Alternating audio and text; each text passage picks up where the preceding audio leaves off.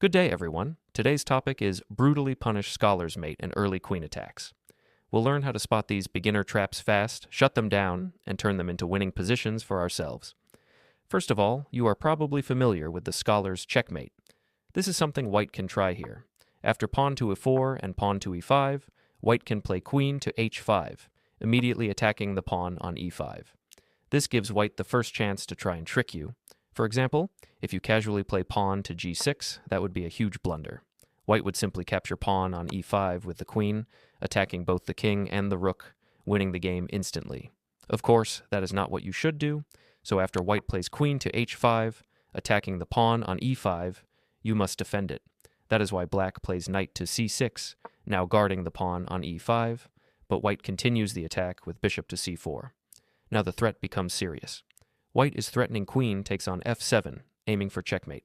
For example, one common mistake by black would be playing knight to f6, attacking the queen. However, white would simply move forward with queen takes on f7, delivering what is known as the scholar's checkmate. Of course, you definitely do not want to allow that. Instead, black needs to block the diagonal by playing pawn to g6.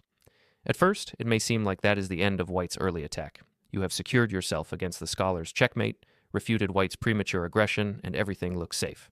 But it is not that simple. In fact, many players, even some strong ones, keep falling into problems in this variation. After black plays pawn to g6, white simply retreats the queen to f3. White keeps a somewhat active attacking position, and it seems like nothing bad really happened to white. Moreover, after black now tries to cover the pawn on f7, because queen takes on f7 is still a real threat. With a move like knight to f6, black is left with weaknesses around the king's side. After you castle, white can still try to take advantage of the situation in the future. For example, white might play pawn to d3, then bishop to g5, and perhaps later move the knight to d5. Not immediately, but as part of a longer-term plan. Even if white's quick attempt at a checkmate with the queen did not work in the first four moves, they often switch to building up a slower, long-term attack instead. This system was actually played quite often by Grandmaster Hikaru Nakamura with the white pieces. Nowadays, Grandmaster Alireza Firouzja plays it in blitz games, and even Magnus Carlsen has tried it once. In that game, Magnus actually achieved a winning position, although he eventually lost. So, as simple as it might look at first, this line is not just for beginners. Let's figure out how to punish white's unsound attack. After you play knight to f6, white must watch out for your threat of knight to d4, which attacks both white's queen and the pawn on c2. To prevent that, white usually plays either pawn to c3 or knight to e2. Knight to e2 is the better option, as it develops a piece and controls the d4 square. In response, since your pawn is already on g6, focus on developing your bishop and securing your king's side.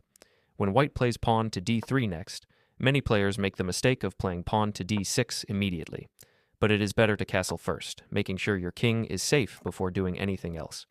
Usually, white will continue by playing bishop to g5, aiming to create a pin on your knight and increase the pressure on your position. If you are unsure how to handle this, it can feel quite annoying.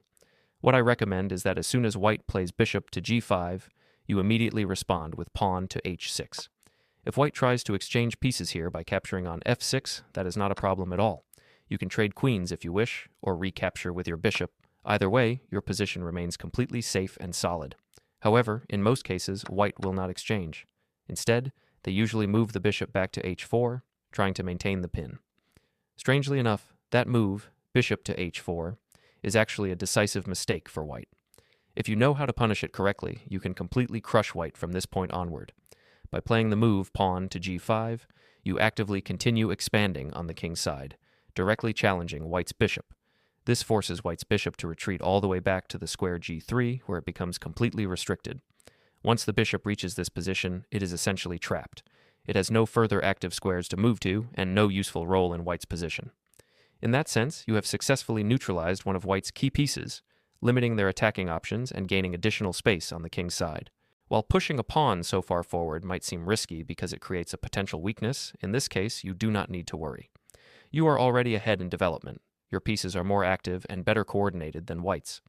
White is not in a position to take advantage of this slight structural weakness because they are still behind in development and lack immediate threats. With a strong position, shift your focus to the center. When attacked on the flank, the classical response is a central strike, as it controls the board and can turn defense into offense. Once your pieces are developed and your king is safe, focus on counterattacking the center. This lets you use your lead in development, pressure white's king, and turn a small edge into a winning advantage. You can strike in the center with the move pawn to d5. That is exactly why we avoided playing pawn to d6 earlier, because in some positions, you want to have the option to push pawn to d5 right away and hit in the center. This move allows you to attack both white's bishop and the pawn on e4. Now, what can white do about that? At first glance, it looks like you can simply capture the pawn on e4. White will capture back, of course. You cannot immediately recapture the pawn because it is defended twice, by white's queen and white's bishop. However, you have an interesting intermediate move, bishop to g4, attacking the queen. Because you inserted this in-between move with bishop to g4, now white's queen has to move. The only available square for the queen is e3. Now you have several good options. One simple and effective choice would be to capture the pawn on e4. That is perfectly fine. Now the pawn on e4 is no longer defended enough, so you can capture it, and that is completely fine. But in this particular position, there is an even stronger idea, moving the knight to the square d4. With the move knight to d4, you want to fully open up the center so you can start aiming at white's king right away. The goal is to take advantage of white's underdeveloped position and launch a direct attack. Instead of white trying to checkmate you early in the game, now you turn the tables.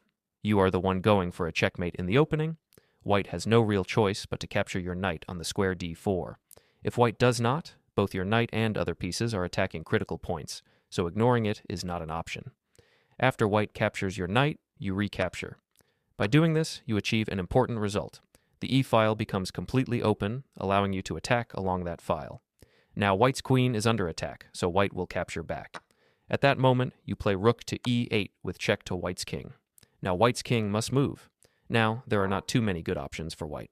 If white plays king to d2, it fails to a small but very effective tactic, knight to e4 with check to the king.